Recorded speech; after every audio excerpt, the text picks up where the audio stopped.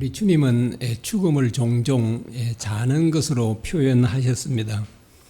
사람들은 야이로의 딸이 죽자 정말 심히 통곡했습니다. 주님은 그들에게 너희가 어찌하여 떠들며 우느냐, 이 아이가 죽은 것이 아니라 잔다라고 하셨습니다. 주님은 왜 죽은 자를 잔다고 말씀하셨습니까? 그것은 곧 살려내실 것이기 때문입니다. 주님께서 죽은 아이의 손을 잡고 달리다굼 이렇게 말씀하셨습니다. 그러자 그 아이가 곧 살아나서 걸어 다녔습니다. 자, 이 달리다굼은 그 유대인들이요, 흔히 아이들을 깨울 때 사용하는 말이라고 그러지 않습니까? 달리다굼. 누구누구야 일어나라. 이렇게 할 때요. 주님은 정말 아이를 깨우듯이요. 죽은 아이인데 정말 아이가 잠자는 아이를 깨우듯이 주님께서 그렇게 말씀하셨습니다. 또 주님은 나사로가 죽었을 때도 동일한 말씀을 하셨습니다. 이렇게 말씀하셨습니다. 우리 친구 나사로가 잠들었도다. 그러나 내가 깨우려 가노라. 그러자 이제 제자들이 그 주여 잠들었으면 곧 낫겠나이다 라고 합니다. 그래서 주님께서 나사로가 죽었느니라 분명히 말씀해 주셨습니다. 주님은 마치 잠자는 자를 깨우듯이 죽은 지 나흘이나 된 나사로를 살려내셨습니다. 주님에게는 죽음이 아니죠.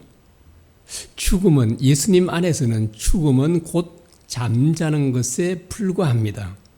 사도 바울도 오늘 본문에서 세 절에 거쳐서 죽은 자를 잠자는 자들이다 라고 합니다. 13절에 보면 이렇게 말씀합니다. 형제들아, 자는 자들에 관하여는 이렇게 말하죠. 14절에요. 예수 안에서 자는 자들도, 15절에는요. 자는 자보다 결코 앞서지 못하리라. 여기서 말하고 있는 자는 자들이란 죽은 자들을 말하고 있습니다. 왜 이렇게 죽은 자들을 잠자는 자로 표현하셨을까요?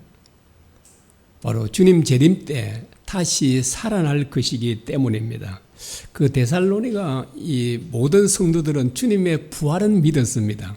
그러나 죽은 자의 부활은 믿지 않는 사람들이 꽤 많이 있었던 것으로 보입니다. 여러분, 이것은 모순입니다. 예수님의 부활을 믿으면서 죽은 자의 부활을 믿지 않는 것은 이거는 완전히 모순이 되는 거죠. 자, 왜냐하면 주님께서 죽으시고 부활하신 목적이 죽은 자들을 살려내시기 위함입니다. 그래서 사도 바울은 이렇게 말합니다. 고린도전서 15장 15절입니다. 만일 죽은 자가 다시 살아나는 일이 없으면 하나님이 그리스도를 다시 살리지 아니하셨으리라 라고 합니다. 죽은 자의 부활이 없다면 하나님께서 예수님을 죽은 자 가운데서 어떻게 한다고요? 살려내지 않으셨을 것이다. 예수님을 죽은 자 가운데서 살려내신 분은 하나님이시죠. 그래서 만약에 죽은 자의 부활이 없다면 하나님께서 죽은 자 가운데서 예수님을 살려내지 않으셨을 것이다 라고 합니다. 왜 그럴까요? 예수님은 본래부터 영원한 생명을 갖고 계셨기 때문입니다. 그래서 예수님은 이 세상에 오셔서 죽으실 필요도 없고 다시 부활할 필요도 없는 것이죠. 왜냐하니까 그분은 본래부터 영원한 생명을 하나님과 함께 가지고 계셨기 때문입니다. 예수님께서 오시고 부활하신 목적은 전적으로 뭐예요? 우리를 위함이라는 거죠. 그런데 우리에게 부활이 없다? 죽으면 부활이 없다? 이것은 있을 수가 없는 일이라는 거예요. 그래서 이 데살로니가 교회 성도들고 고린도 교회 성도들도 좀 죽은 자의 부활을 못 믿었던 거죠. 자, 예수님의 부활을 믿으면서 그랬잖아요. 우리가 예수님의 그 부활했다는 것은 아직 증명되고 있지 않습니까? 그런데 사람들은 죽어도 부활을 안 하는 거예요. 10년이 가고 100년이 가고 500년이 가도 부활하지 않잖아요. 그래서 예수님은 부활하셨지만 사람들은 부활하지 못하는 것이 아닌가, 이렇게 아마 사람들은 생각을 했던 것 같습니다. 이 사망은 블랙홀처럼 모든 것을 집어삼킵니다. 지금까지 그 누구도 사망을 이긴 자가 없지 않습니까? 그러므로 모든 사람들은 사망의 권세 아래, 사망의 지배 아래서 신음하며 고통하며 살고 있는 것입니다. 자, 이 사망은 모든 관계들을 단절시킵니다. 여러분, 그 아무리 사랑하는 사람도 죽으면 다시 만날 수가 없습니다. 그래서 사람들은 자식을 잃었을 때 절망하며 통곡을 하게 됩니다. 그러나 정말 이 사망을 이긴 유일한 분이 계십니다. 바로 우리 주님이십니다. 우리 주님께서 이 사망 권세를 이기고 다시 사셨습니다. 그러므로 더 이상 이 사망은 우리 주님을 속박할 수 없습니다. 주님은 영원히 썩지도 않고 죽지도 아니할 몸으로, 신령한 몸으로 부활하셨습니다. 그러므로 누구든지 예수 그리스도 안에 있는 자에게는 사망이 왕노를 할 수 없습니다. 그래서 주님 안에 거하는 사람은 주님과 똑같이요, 이 모든 축복을 누리게 됩니다. 그 부활은 차례가 있다 그러죠. 그 고린도전서 15장 23절입니다. 그러나 각각 자기 차례대로 되리니 먼저는 첫 열매인 그리스도, 다음에는 그가 강림하실 때 그리스도에게 속한 자요 라고 합니다. 부활의 첫 열매는 예수님이시죠. 그분은 2000년 전에 부활하셨습니다. 그러나 우리의 부활은요, 우리의 부활은 주님께서 강림하실 때다라고 그렇게 말하고 있습니다. 그 주님은 재림하셔서 우리에게 있는 모든 사망들을 완전히 제거해 주실 것입니다. 고린도전서 15장 26절에 이런 말씀이 있습니다.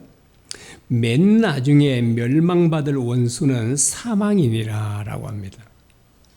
최후의 멸망받을 원수가 뭐라고요? 사망이다 라고 합니다. 그리고 계시록 20장 14절에 이렇게 말씀합니다. 사망과 음부도 불못에 던져지니 이것은 둘째 사망 곧 불못이라 라고 합니다. 사망이 어떻게 된다고요? 불못에 던져진다라고 합니다. 그리고 이 불못에는 누가 던져지죠?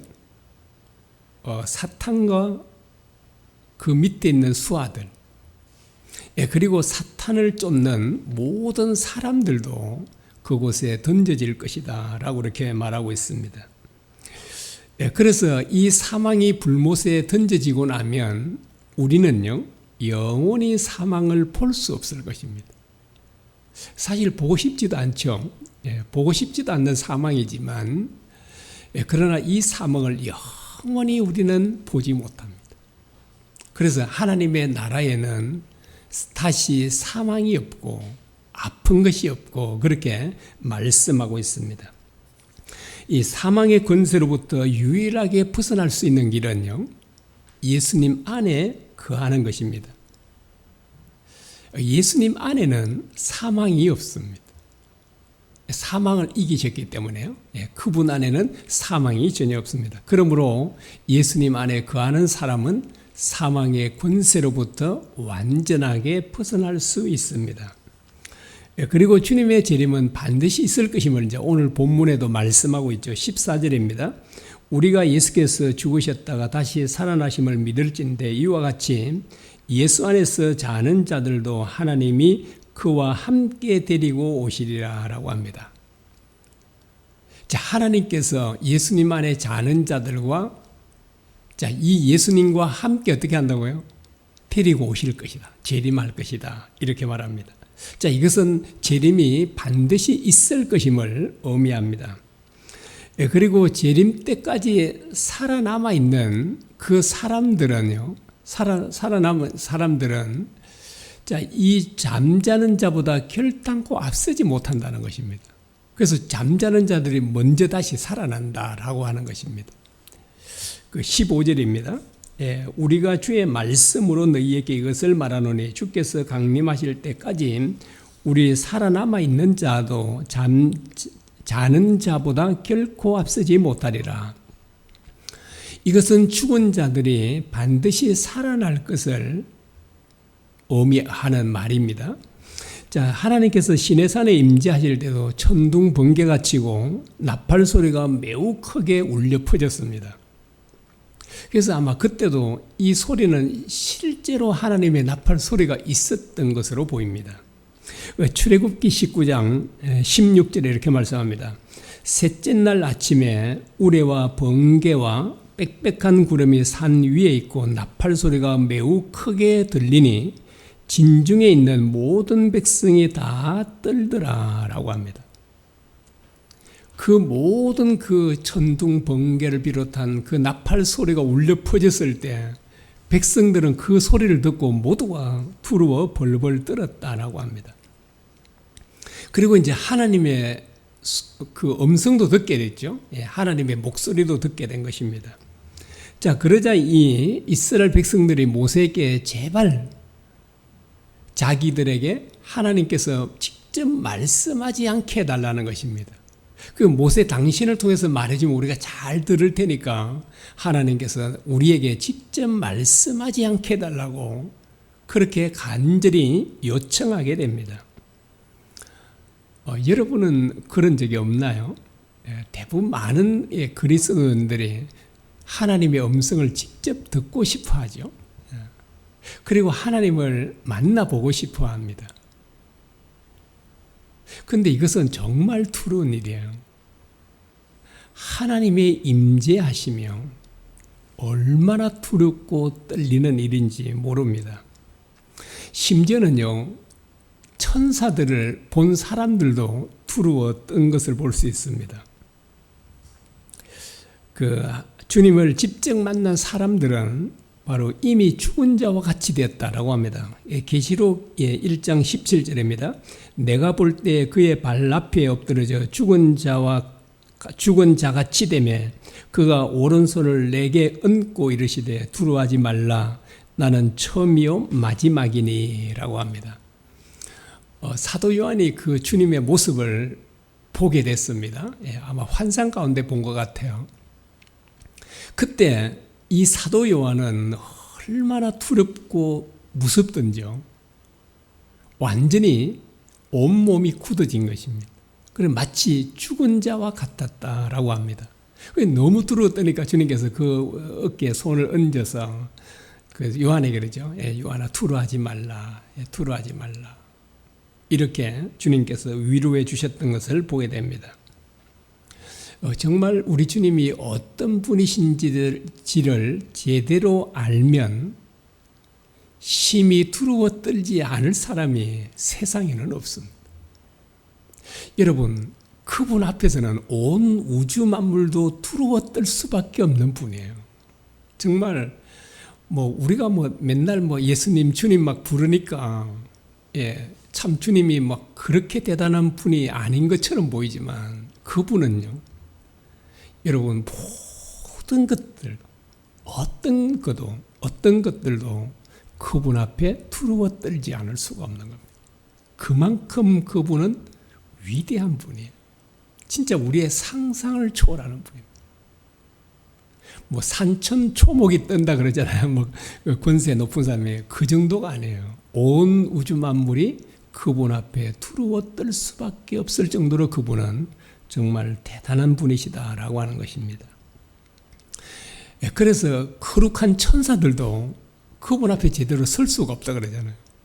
그래서 이제 그 이사야서에도 보면 그 천사가 두 날개로 얼굴을 가리고 두 날개로 발을 가리고 그리고 두 날개로 이제 날개짓을 한다라고 이렇게 말하고 있지 않습니까? 여러분, 거룩한 천사들은 진짜 죄가 전혀 없잖아요. 진짜 깨끗한 분들이잖아요. 그런데 그런 천사들도 주님 앞에 제대로 설 수가 없다는 거예요. 그게 참 우리는 얼마나 주님을 함부로 대하는가를 보여주잖아요. 이것은 우리가 주님을 제대로 몰라서 그런 거죠. 정말 우리 주님은 얼마나 대단한 분인가요? 여러분, 사도 요한도 얼마나 영적인 분이었습니까? 그런데 주님의 모습을 보고는 그 앞에 기절할 정도가 되고 죽은 자와 같이 되었다. 그래도 한번 여러분 만나보시겠습니까? 음성을 듣고 싶으신가요? 여러분, 이스라엘 백성들은 아마 그들이 두려웠던 정도가 어쩌면 죽음의 공포처럼 되었을지도 모릅니다. 얼마나 막 벌벌 떨리는 거죠, 그냥. 그래서 제발 우리에게 직접 말씀하지 마시고 모세 당신을 통해서 말씀해 주면 우리가 잘 듣겠습니다. 그래서 하나님께서 그들의 요청을 받아 주셨죠. 그래서 모세를 통해서 말씀해 주셨던 것을 보게 됩니다.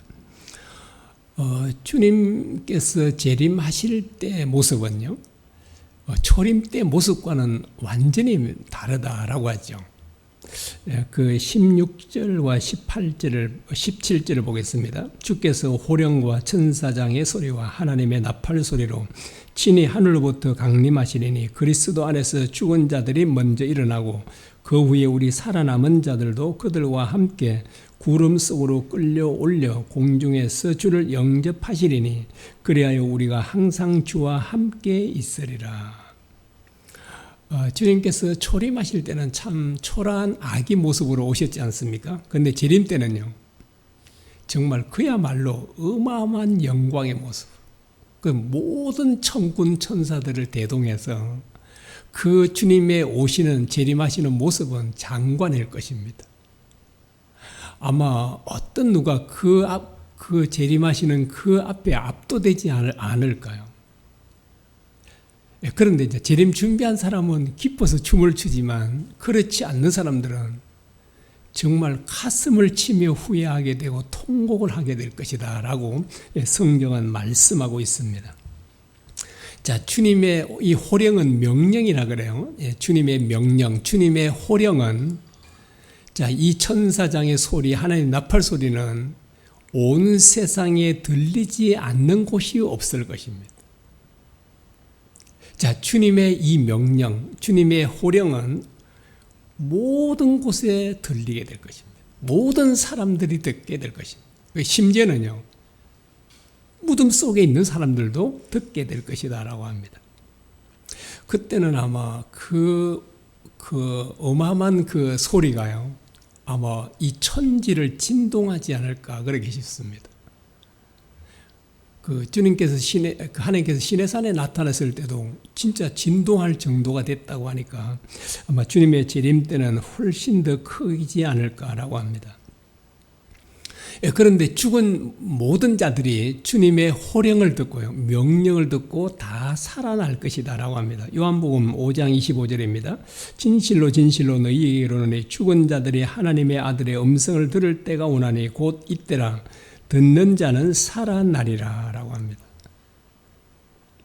주님께서 어떤 명령을 내리실까요? 뭐 정확하게는 알 수 없지만 이렇게 명령 내리지 않으실까요? 죽은 자들은 다 살아나라.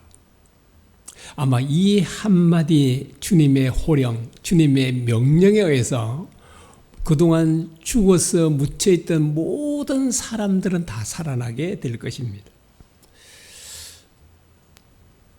여러분은 이것이 잘 믿어지는가요?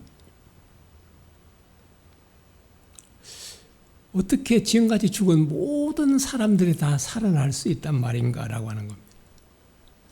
여러분은 이게 잘 믿어지는가요? 이 진짜 엄청난 일이 아닐 수 없지 않습니까? 요즘에는 사람이 죽으면 주로 화장을 많이 하지 않습니까? 여러분 화장을 많이 보셨죠? 저도 참 숱하게 그 화장장에 가서 보았습니다. 처음에는 이제 시신을 넣으면 나중에 진짜 한 줌의 재로 나오지 않습니까? 한 줌의 재로. 그리고 사람이 죽어서 뭐 수백 년, 수천 년 전에 죽은 사람들은 어떨까요? 그 죽은 사람들의 땅에 묻힌 사람들은 진짜 뼈조각 하나도 찾아볼 수 없는 사람들이 허다하잖아요. 물론 이제 어떤 사람 경우는 뭐 뼈가 남아있는 경우도 있지만 대부분은 완전히 흙으로 변합니다. 그래서 하나님께서 말씀했죠. 너는 흙에서 왔으니까 흙으로 돌아갈지니라라고 합니다. 그 사람이 죽으면 다 흙이 돼요. 예, 오래 이렇게 되면.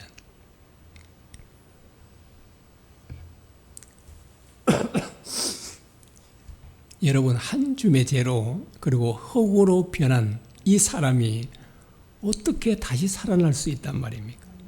이건 말도 안 되는 말이 아닌가요? 정말 타당성이 없는 그런 말이 아닌가라고 생각할 수 있습니다. 여러분, 이 말을 불신자들에게 전해주면 우리를 어떻게 볼까요? 우리를 정말 한심하게 바라보지 않을까요? 아유, 세상에 이런 말을 이렇게 믿고 있으니까 아유, 참 어리석은 사람이다. 이렇게 말하지 않을까요? 진짜 말도 안 되는 말을 하고 있네. 그게 아예 듣지도 않을 겁니다. 있을 수가 없는 일이잖아요. 1000번을 생각하면 이게 되나요? 1000번이 아니라 억억 만번을 생각하고 또 생각해도 이거는 불가능한 일이잖아요. 어떻게 한 줌의 죄가 되고 흙이 된 사람의 형체를 전혀 찾아볼 수 없는 사람이 어떻게 이게 다시 부활할 수 있단 말인가라고 하는 것입니다. 그것도 부활도 어떻다고요? 이런 몸이 아니에요. 이 정도의 몸이 아니잖아요. 우리가 지금 갖고 있는 몸이 아니에요. 정말 그 부활의 몸은 지금 가지고 있는 몸과는 비교할 수 없을 정도로 진짜 어마어마한 몸이잖아요. 썩지도 않고 영원히 죽지도 않는 그런 몸이 되지 않습니까? 그런데 주님은요, 너무나도 분명하게 이렇게 말씀하십니다. 죽은 자들이 나의 음성을 들을 때가 오나니 듣는 자는 다 살아나리라. 정말 대단하죠. 누가 감히 이렇게 말할 수 있겠습니까? 죽은 자들이 나의 음성을 들을 때가 오나니 듣는 자는 다 살아날 것이다 라고 합니다. 주님은 이렇게 말씀하지 않습니까? 반드시 나의 말은 이루어질 것이다. 그래서 천지는 없어질지언정 내 말은 없어지지 아니하리라 라고 그렇게 말씀하십니다. 그 부활은 인간적인 생각으로는 절대 불가능한 일입니다. 정말 있을 수가 없는 일이죠. 우리 인간적인 생각으로는. 그러나 전능하신 하나님에게는 불가능한 일이 아니에요. 얼마든지 가능한 일이 됩니다. 자, 왜냐하면 하나님께서는 무에서 유를 창조했지 않습니까? 아무것도 없는 곳에 이 온 우주 만물을 있게 만드신 분이시지 않습니까? 하나님께 우리 인간을 무엇으로 만들었다고요? 흙으로 만들었다 그러잖아요. 이 원어에 보면 이 흙이 먼지로 번역이 되어 있습니다. 먼지로 되어 있습니다. 그래서 흙이라고도 하고 먼지라고도 하는데, 근데 이 먼지는 어떤지 알죠? 후 불면 날아가기도 하고 그런 거잖아요. 근데 우리 인간을 하나님께서 먼지로 만드셨다라고 합니다. 그러면 우리가 이 사람을 태우면 한 줌의 먼지가 죄가 되잖아요. 자, 그리고 흙이 되지 않습니까? 그걸 다시 살리는 것 하나님에게 불가능할까요? 얼마든지 가능할 수 있죠. 그렇게 완전히 아무것도 없는 상태에서도 있으니까. 그런데 이제 죽은 사람들은 있다가 그렇게 됐으니까, 먼지가 되고 흙이 됐으니까 없는 것도 만드신 분인데 얼마든지 그것도 하나님께는 만드실 수 있다라고 하는 것입니다. 자, 우리의 존재가 이것을 확실하게 증명하는 것입니다. 우리가 이 살아있는 우리 존재가 이것을 증명하고 있지 않습니까? 우리가 어떻게 주님의 말씀을 정말 그대로 믿고 받아들일 수가 있죠? 우리 인간적인 생각을 버리는 것입니다. 이걸 버리지 않고는 하나님의 말씀을 받아들일 수도 없고 믿을 수도 없게 됩니다. 왜냐하면 우리 인간적인 생각은 뭐 1000번, 10,000번을 생각해도 불가능한 일이기 때문에 그렇습니다. 그래서 우리가 하나님의 말씀을 믿으려면 첫 번째 해야 될 일이 우리 생각을 버리는 것입니다. 내려놓는 것이. 우리 생각을 가지고 하나님의 말씀을 이해하려고 그러면 이게 1000년, 만년을 살아도 이해하지 못할 겁니다. 그래서 우리의 생각을, 인간적인 생각을 내려놓아야만 우리가 하나님의 말씀을 받아들이고 믿을 수 있다라고 하는 것입니다. 자, 그러면 우리는 어떤 모습으로 부활하는가라고 하는 것이죠. 어떤 모습으로 우리 부활할까요? 우리 주님과 거의 똑같은 모습으로 부활하게 될 것입니다. 빌립보서 3장 21절에 이렇게 말씀합니다. 그는 만물을 자기에게 복종하게 하실 수 있는 자의 역사로 우리의 낮은 몸을 자기의 영광의 몸의 형체와 같이 변하게 하시리라 라고 합니다. 주님께서 재림하셔서 어떤 일을 하시냐니까 우리의 비천한 낮은 몸을 주님의 몸과 같은 영광스러운 몸으로 변화시켜 주실 것이다 라고 그렇게 말씀합니다. 자, 그러면 그때 이제 우리가 부활의 몸을 입게 되면 우리는 다시 병들지도 않고 또 영원히 죽지도 않는 몸을 갖게 될 것입니다. 정말 주님처럼 시공간을 초월하는 그런 신령한 몸을 갖게 될 것입니다. 우리 그때는 자동차를 탈 필요도 없죠. 비행기를 탈 필요도 없습니다. 왜냐하면 우리가 마음만 먹으면 어디든지 마음껏 갈 수 있기 때문에 그렇습니다. 그래서 이제 그때는 아마 비행기도 자동차도 다 없어질 겁니다. 아마. 왜? 필요가 없잖아요. 지금은 우리가 어디 먼 곳에 가려고 그러면 또 다른 나라 가려고 하면 비행기도 타고 그렇게 해야 되지만 그때가 되면 그렇지 않습니다. 이와 같이 우리는 시공간을 초월하는 그런 몸을, 부활의 몸을 입게 될 것입니다. 그 주님의 재림으로 말미암아 비로소 우리의 모든 구원이 완전하게 이루어지게 됩니다. 그 주님께서 재림하실 때 죽은 자들이 먼저 살아나고 우리 살아남은 사람도 혼련에 변화돼서 공중으로 이끌려가서 주님을 영접하게 될 것이다 라고 그렇게 말합니다. 자, 지금까지는 우리가 어떻게 주님과 함께 했죠? 주님께서는 하늘로 분명히 올라가셨잖아요. 이 지상에는 계시지 않아요. 그런데 어떻게 주님께서 우리와 함께 하죠? 바로 주님의 영이신 성령을 통해 우리와 함께 하십니다. 그러나 재림 때는 서로 부활의 몸으로 직접 주님을 만나게 될 것입니다. 그리고 그리해서 우리가 항상 주와 함께 있게 될 것입니다. 자, 주님과 함께 영원히 사는 것을 구원의 완성이라고 합니다. 이 구원의 절정이죠. 그래서 주님과 함께 이제 만나서 영원히 살게 되는 것, 이게 우리의 구원이 완전하게 이루어졌다라고 그렇게 말할 수 있습니다. 하나님께서 예수님을 아낌없이 내어주셨던 것은 하나님께서 우리 인간을 얼마나 사랑했는가 보이죠. 아들은 자기 목숨보다 귀하잖아요. 그래서 하나님께서는 진짜 자신의 목숨보다 우리를 사랑한 것이죠. 그런 분과 우리가 함께 영원히 산다는 것은 정말 이게 얼마나 큰 축복인지 모르는 것입니다. 우리 주님 안에는 영원한 기쁨이 있습니다. 시편 16편에도 보면 주님 곁에는 영원한 기쁨과 즐거움이 있으며 이렇게 말씀합니다. 정말 주님 안에 영원한 기쁨이 있죠. 자, 이것은 우리가 주님과 함께 영원히 살아갈 때 우리는 영원토록 기쁨을 누리며 살아간다는 것을 의미합니다.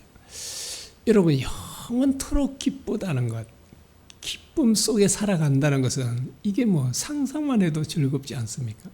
그리고 우리 주님 안에는 영원한 안식이 있습니다. 참 이 땅에서는 참 안식이 없잖아요. 그래서 우리 고민도 많이 하고 두려워하기도 하고, 특별히 우리나라 같은 경우는 언제 전쟁이 다시 일어날지 모르지 않습니까? 참 이 세상은 불안한 세상인데, 그런데 주님 안에 영원한 안식이 있으므로 우리는 영원한 안식을 누리며 살게 될 것입니다. 자, 우리에게는 이런 놀라운 소망이 있습니다. 주님의 재림, 우리의 부활, 이 소망을 우리가 가지고 있습니다. 자, 이런 소망을 가진 우리는 어떻게 살아야 될까요? 어떻게? 그 말씀을 요한일서 3장 3절에 이렇게 말씀합니다. 주를 향하여 이 소망을 가진 자마다 그의 깨끗하심 같이 자기를 깨끗하게 하느니라 라고 말합니다. 자, 주님의 재림과 이 부활의 소망을 가진 우리는 어떻게 살아야 된다고요? 주님처럼 깨끗하게 살아야 된다고. 여러분, 가늠하다 현장에 붙잡힌 여인을 돌려보내면서 주님께서 하신 말씀을 기억나십니까? 뭐라고 하셨는가요? 가서 다시는 죄를 범치 말라라고 하십니다. 그리고 38년 된 병자에게는요, 그걸 깨끗하게 고쳐주시고 돌려보내시면서 뭐라고요? 다시는 죄를 범치 말라라고 이렇게 주님께서 말씀하셨습니다. 그리고 주님은 내 오른눈이 범죄하거든 어떻게 하라고요? 빼어버리라고 합니다. 이게 오른눈을 빼면 오른손에 범죄하면 오른손을 잘라버려요. 발이 하면 발을 잘라버려요. 그러면서 주님께서 하신 말씀이죠. 두 눈을 가지고 지옥에 가는 것보다 한 눈을 가지고 천국에 가는 것이 더 낫다라고 합니다. 이 말은 무슨 말이에요? 죄를 짓지 말라는 말이죠. 자, 주님은 이렇게요. 우리에게 죄를 짓지 말라. 주님은 우리를 구원해 주셨지 않습니까? 어디서요? 죄로부터. 죄와 사망으로부터. 자, 죄와 사망으로부터 우리를 구원해 주신 주님은 우리에게 다시는 죄를 짓지 말라고 하시는 거예요. 여러분, 어떻게 그런데 죄를 안 짓고 살아갈 수 있습니까? 불가능한 일이 아닙니까? 그런데 주님께서 불가능한 일을 우리에게 시켰을까요? 그렇지 않다는 것입니다. 우리는 죄를 짓지 않고 살아갈 수 있습니다. 물론 완전히 죄를 안 짓는다 이렇게는 말할 수 없지만 그러나 거의 죄를 짓지 않고 살아갈 수 있다는 것이죠. 어떻게 그게 가능할까요?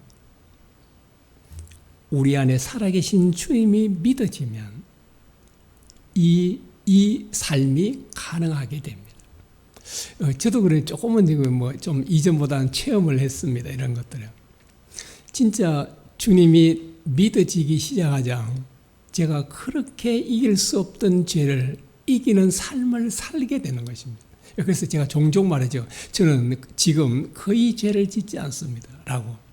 생각과 마음으로도 물론 이제 나쁜 생각도 하긴 한데 그때마다 즉시 주님의 이름을 부르면 그런 것들이 다 물러가게 되는 것을 제가 이제 경험함으로써 이게 주님의 말씀이 가능한 거구나. 그래서 어떻게 해야 죄를 짓지 않은 삶을 산다고요? 우리와 함께 하신 주님이 믿어질 때 가능합니다. 그런 데서 많은 사람들은 옆에 있으면 믿잖아요. 이렇게. 사람들이 보는 앞에서는 죄를 못 짓잖아요. 안 지어요. 이제 사람들이 없으면 죄를 짓는 겁니다. 왜? 아무도 본 사람이 없다고 생각하기 때문에. 그래서 주님이 언제나 나와 항상 함께 계심을 믿으면 우리는 죄를 짓지 않게 됩니다. 물론 이제 완전히 죄를 짓지 않지만 거의 죄를 짓지 않게 되는 것입니다. 그래서 주님은 너무나도 분명하게 말씀하잖아요. 너는 가서 다시는 죄를 범치 말라. 죄를 짓지 말라. 가늠한 현장에서 붙잡힌 여인에게도 38년 된 병자에게도 그리고 또한 우리에게도 동일하게 말씀하시는 거잖아요. 그들에게만 죄를 짓지 말라고 우리에게는 그렇게 말씀 안 하실 리가 없지 않습니까? 그래서 분명히 주님은 정말 죄에 대해서는 단호하게 우리가 물리쳐야 함을 버려요. 그래서 오른 눈이 범죄하거든 완전히 빼버리라. 두 눈 가지고 지옥 가는 거다. 자, 이 두 눈 가지고 지옥 간다는 말은 무슨 말이에요?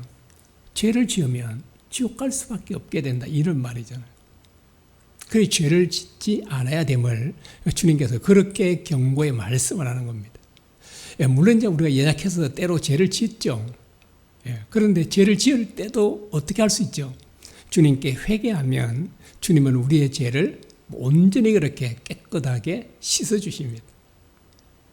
그래서 우리가 어떤 자세를 가져야 되는지를 보여줍니다. 다시 한번 요한일서 3장 3절을 읽어드리겠습니다. 주를 향하여 이 소망을 가진 자마다 그의 깨끗하심과 같이 자기를 깨끗하게 하느니라 라고 합니다. 우리가 어떤 삶을 살아야 되는지를 너무나도 분명하게 이렇게 말씀해 주고 있습니다. 그러면 우리 안에 계신 주님을 어떻게 하면 믿을 수 있죠? 제가 자주 말씀드리죠. 주님과 주님의 말씀을 끊임없이 묵상하고 생각하는 것입니다. 그러면 어느 날 우리 자신도 모르게 우리와 함께 하신 주님이 믿어지게 될 것입니다. 그리고 그때 비로소 우리는 죄를 거의 짓지 않는 삶을 살게 될 것입니다.